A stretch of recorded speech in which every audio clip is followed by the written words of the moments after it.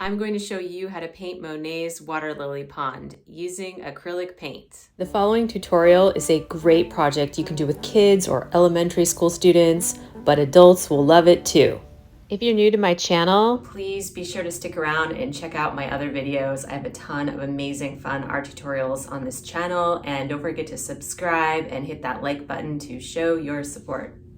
Okay, we're about to get started. But first, I need to tell you a little bit about the Impressionist art movement, which is a huge deal in the history of art.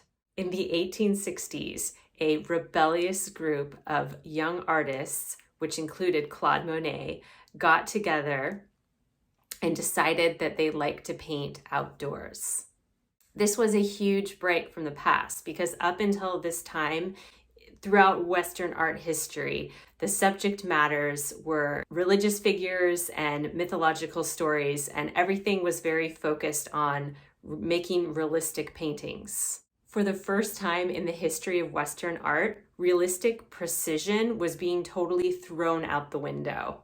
Naturally, this new movement was met with a lot of criticism, but over time it gained acceptance and popularity and led to all of the other art movements that came after it. Impressionist painting uses short, thick, spontaneous brush strokes and allows color to mix directly on the canvas. You may also notice that Impressionist painters place a strong focus on capturing the interplay and movement of natural light.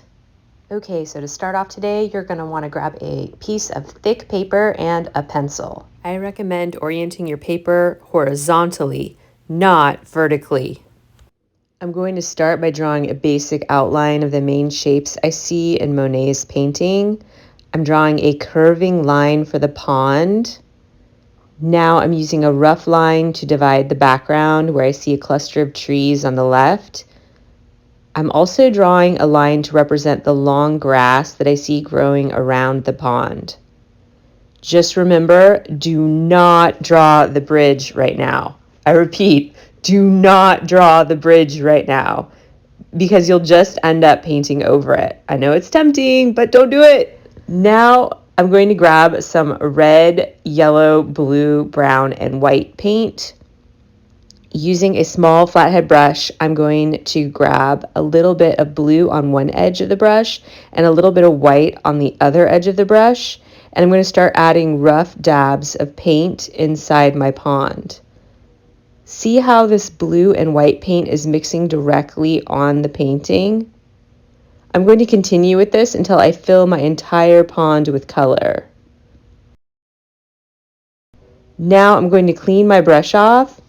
Then I'm going back and grabbing some red paint on one edge of my brush and some yellow paint on the other edge of my brush. I'm going to add this red and yellow color right on top of the blue and white paint while it's still wet. Look how cool that looks as the color changes and it mixes with that wet paint behind it.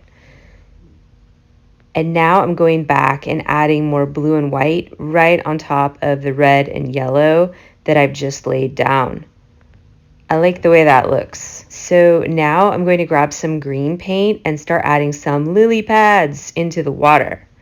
See how I'm using my brush to make rough green dashes?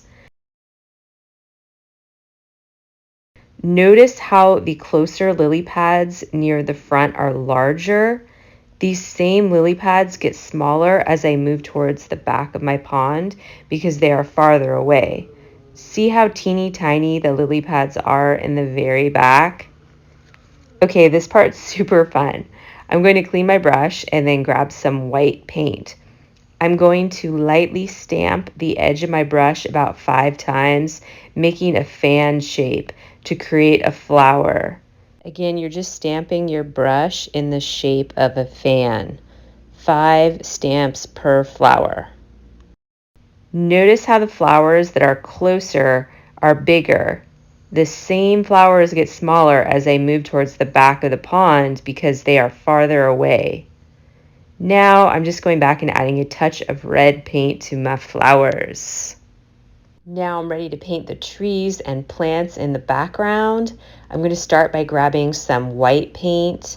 I'm adding a thin layer of white paint with short, rough brush strokes. Now I'm going to pick up some blue paint on one edge of my brush and some yellow paint on the other edge of my brush. I'm adding a layer of paint with rough brush strokes right on top of the white paint.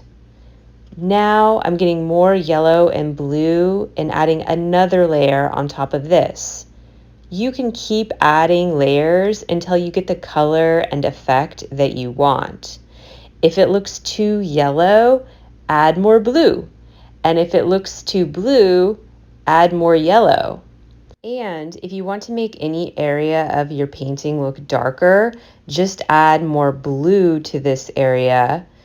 And if you want to make any area of your painting look lighter, then you can add more yellow or add some white. I'm going to paint the grass in a similar way. I'm starting with some white and a little bit of yellow. Then I'm adding some blue and yellow brush strokes.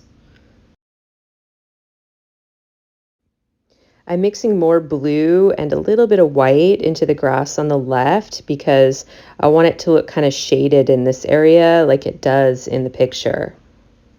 I'm adding some blue and white paint to my background where I want it to look a bit darker and more shadowy. Then I'm adding some brown and blue right on top of it. I'm also going to start adding a few darker undertones to other areas of my painting using brown and blue color. I'm going to throw down mostly yellow with just a touch of blue in the upper right-hand corner. Really just have fun and keep experimenting and adding different dabs of different colors right on top of each other until you create the effect that you like. As a final touch on your background and your painting in general, you might try grabbing some white paint and adding thin, tiny dabs of this white paint to highlight and make it look like sunlight is reflecting off of the plants and trees in your painting. Okay, the part you've been waiting for. I'm ready to paint the bridge.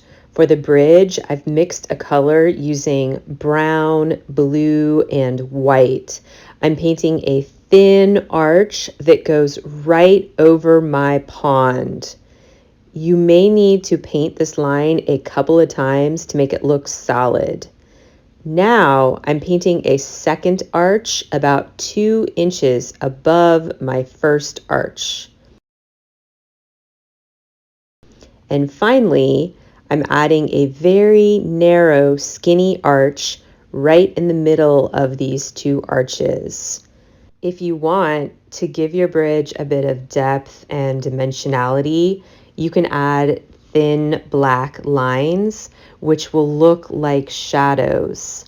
You can also add thin white lines, which will look like light reflecting off the surface of the bridge. Just remember to use a super tiny brush for this.